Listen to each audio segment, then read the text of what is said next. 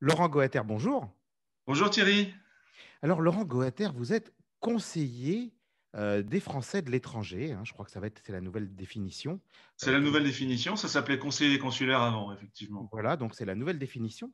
Et alors, pour pouvoir être un représentant des Français à l'étranger, eh bien, on va dire très simplement qu'il faut être élu. Ça, c'est la base élémentaire. Mais pour pouvoir être élu, eh bien, je crois qu'en premier lieu, il faut d'abord que les gens puissent voter pour l'élu. Absolument. Et si les gens Alors, doivent voter pour l'élu, eh bien, donc, ça veut dire qu'ils doivent aller s'inscrire. s'inscrire. Et parfois, on a des questions ou on a des commentaires un petit peu bizarres, puisque les gens croient, par exemple, que parce qu'ils ont, un certificat de résident européen qui est passé par les autorités portugaises, ça n'est pas automatique, bien entendu, qu'on soit inscrit à l'ambassade de France. Donc, il y a une procédure à faire. C'est une procédure très simple. Ça se fait sur Internet. On va dans service-public.fr et on demande effectivement l'inscription au registre et l'inscription sur la liste électorale. Alors, en principe, c'est un petit peu la même chose. Si on est inscrit au registre, il n'y a pas de raison de ne pas souhaiter voter. Mais c'est effectivement quelque chose que nos compatriotes doivent faire.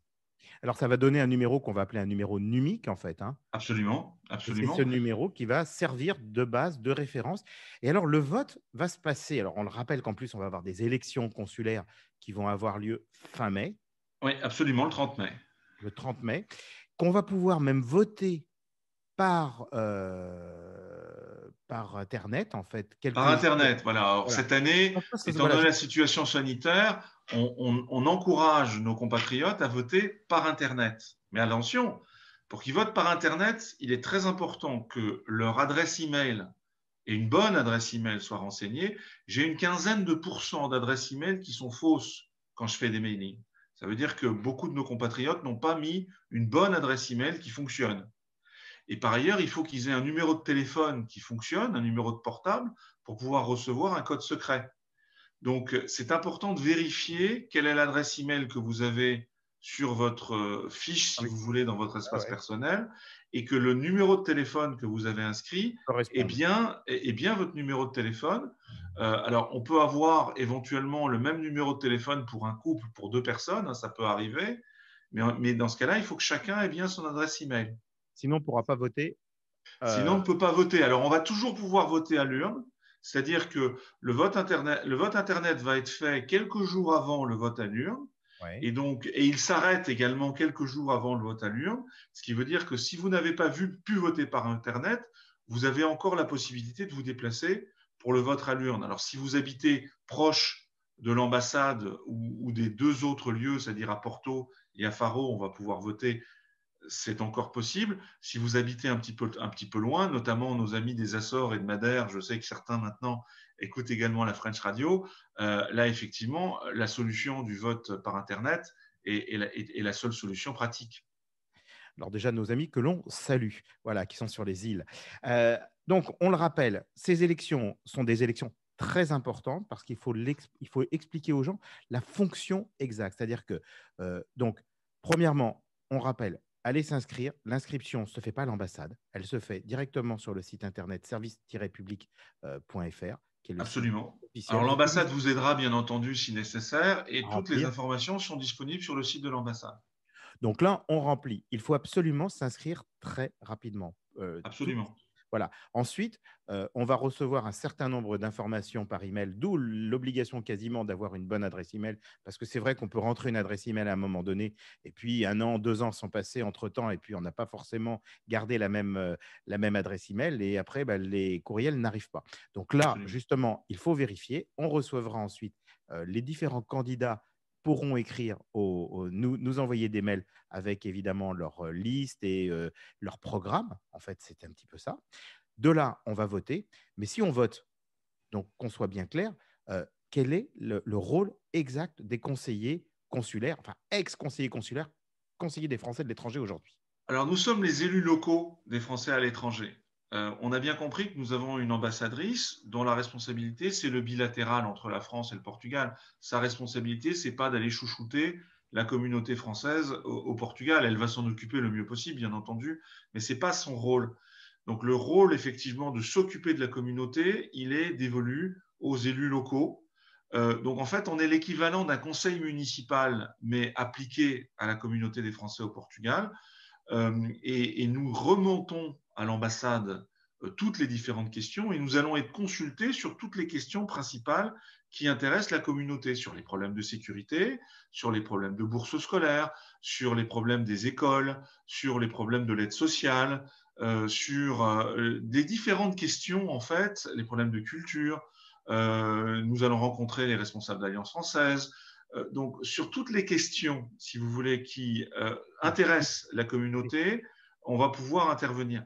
Et Alors là, on a actuellement, vu à par quel exemple, point, surtout, on a vu même à quel point, je m'excuse de vous interrompre, ouais, mais vous avez dû être actif compte tenu un petit peu de ce problème lié à la pandémie.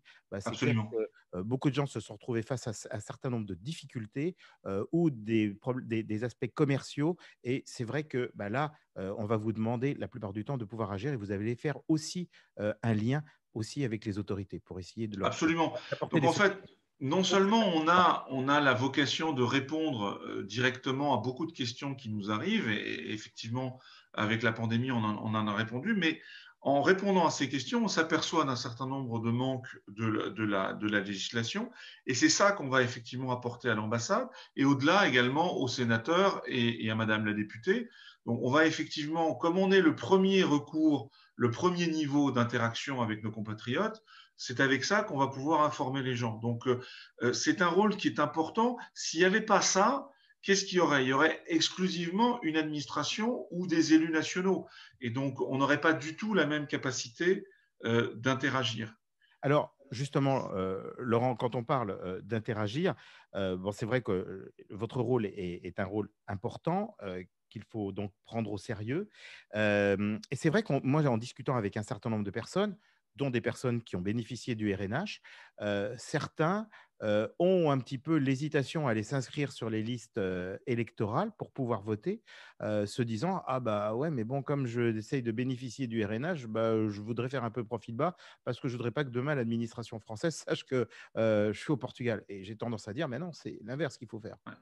On entend parfois ce discours qui est un discours qui effectivement ne fait pas de sens, puisque l'un des critères pour que l'administration française accepte de considérer un ressortissant comme étant comme vivant à l'étranger, et donc n'ayant plus effectivement d'obligation fiscale en Le France de la bien. même manière, c'est précisément de pouvoir démontrer qu'on vit à l'étranger. Si vous ne pouvez pas démontrer que vous êtes inscrit à l'ambassade, ça va faire partie des éléments que l'administration fiscale va voir pour dire, tiens, il faut qu'on creuse un peu plus loin, il faut qu'on pose un peu plus de questions à ce contribuable ou à cet ancien contribuable.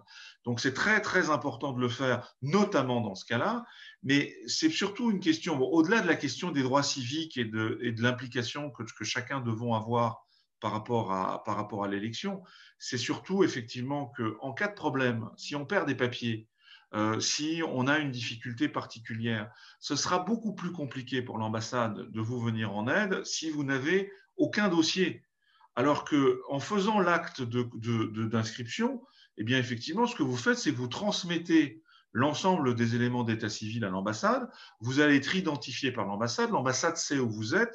Et quand vous allez avoir la sollicitation d'une aide pour ceci ou sur cela, pour prendre un rendez-vous, pour faire un document ou quoi que ce soit, évidemment, ce sera beaucoup plus facile parce que vous faites déjà partie des fichiers. Donc ça, c'est très important.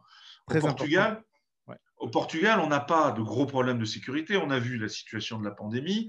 Hier, il y avait un test qui était fait sur les tsunamis, par exemple, au niveau national au Portugal. Ça nous rappelle que on est dans un pays où effectivement il Il y aura un existe un tremblement de risque terre. sismique assez important. Heureusement, nous n'avons pas nécessité d'avoir un système, je dirais, pour remplacer les Portugais complètement, puisque nous sommes pris en charge très très correctement par les autorités portugaises.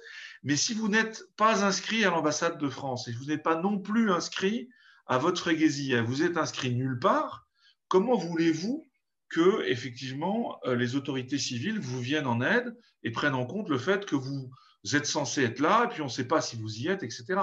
Donc c'est absolument fondamental de faire ce travail d'inscription, d'ailleurs également au niveau local. Ben oui, alors d'ailleurs, au niveau local, j'en parle parce que c'est aussi, d'ailleurs, on a communiqué là-dessus la semaine dernière, donc c'est Hmm. d'autant plus d'actualité. C'est que tout le monde le sait. en tout cas maintenant, depuis que je le dis, donc tout le monde va le savoir, voilà, c'est pas prétentieux de le dire, mais il faut quand même le dire, qu'il va y avoir des élections municipales aussi au Portugal. Au Portugal, absolument. Donc c'est important de voter. Alors, beaucoup de gens ne le savent pas, et je crois que c'est important de le rappeler, mais quand on est un résident européen, eh bien, on peut voter pour le maire, enfin, pour élire le futur maire de la commune et le conseil municipal. Absolument. Et la Junta de Freguesia aussi, on sait qu'au Portugal, on a les deux niveaux, hein. On a le niveau des maires, avec ce qu'on appelle même les députés municipaux, et puis on a la Junta de Freguesia. Alors c'est important parce que là où nous avons pas mal de Français qui sont inscrits, ils interagissent avec la Junta de Freguesia. Il y a déjà beaucoup de Junta de Freguesia qui ont des actions spécifiques pour aider nos compatriotes sur des questions de langue, sur des questions d'animation sociale, sur des questions d'un certain nombre de choses. Donc là où effectivement un certain nombre de nos compatriotes ont déjà fait l'effort de s'identifier auprès de la Junta de Freguesia, eh ben, les Junta de Freguesia sont accueillantes et font un effort important. On connaît par exemple la problématique des certificats de vie. Si les seules fois où les Français se pointent dans une Junta de Freguesia, c'est pour demander qu'on leur signe leur certificat de vie, eh ben, on risque de ne pas être aussi bien accueillis que si effectivement on est soi-même déjà inscrit dans cette Junta de Freguesia et on essaye de participer à l'activité de la société localement où nous sommes. Mais je vais même plus loin, rien n'empêche une Freguesia de pouvoir prendre au sein de son conseil municipal un francophone, on va dire pas forcément un français, mais un francophone, s'il est belge, s'il est luxembourgeois, s'il est français, et qu'il puisse siéger à partir du moment où, évidemment, il aura une connaissance parfaite de la langue et qu'il pourra parler le portugais, mais qu'il pourra siéger dans le cadre du conseil municipal. Et ça aussi, parce que demain, ça peut être un interlocuteur privilégié justement pour la communauté. Absolument, on a cet exemple-là à Zétan, Pascal Lagneau, qui fait partie de la liste effectivement dans laquelle j'ai été élu et qui est depuis de nombreuses années membre de la Junta de Freguesia, responsable de la culture et qui fait un travail extrêmement intéressant de relation entre la communauté française qui est du coup très bienvenue à Azeitan puisque c'est une Française qui s'occupe de la culture à Azeitan.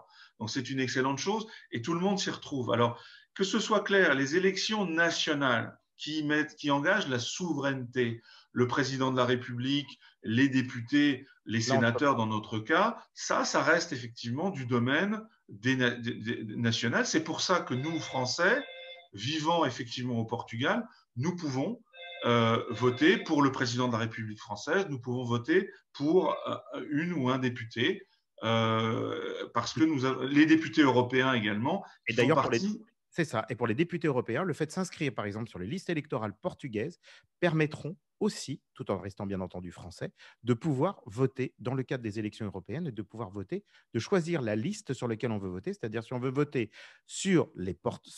pour élire des futurs députés européens portugais, ou si on est français, eh bien, les futurs députés français. Absolument. Dans ce cas-là, on peut voter à Lisbonne, à Porto, à Faro, où que ce soit au Portugal. Pas besoin d'aller se déplacer en France pour voter dans le cadre d'une élection européenne. On vote directement dans le pays et c'est pris en compte directement dans notre pays de référence. On a ce choix.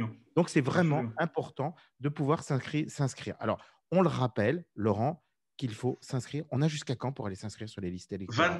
24 avril au plus tard pour pouvoir voter pour les élections consulaires qui seront le 30 mai. Et ben voilà. Donc, je crois que tout est dit. Allons nous inscrire. Merci beaucoup Thierry. Inscrivez-vous, 24 avril, c'est la date, et vous voterez le 30 mai ou un peu avant, si vous voulez le faire par Internet. Vous aurez la possibilité de le faire à condition de bien remplir son adresse mail, son téléphone, de mettre tout. Son adresse mail et son téléphone, absolument. Voilà. Et là, vous pourrez élire les nouveaux conseillers des Français de l'étranger. Et c'est un mandat Ils sont 4 au Portugal. Hein. Nous sommes 4 au Portugal, donc c'est une élection à la proportionnelle. Donc effectivement, il y aura de toute façon 4 conseillers qui seront élus pour 5 années. Il y a eu une année de plus lors de ce mandat à cause du Covid. Donc les prochains conseillers seront élus pour 5 années pour représenter les Français du Portugal auprès de l'ambassade et auprès de l'ensemble des autorités nationales. Laurent, merci beaucoup. Merci beaucoup Thierry. pour nous parler. Bonne journée à vous. La French Radio. Portugal.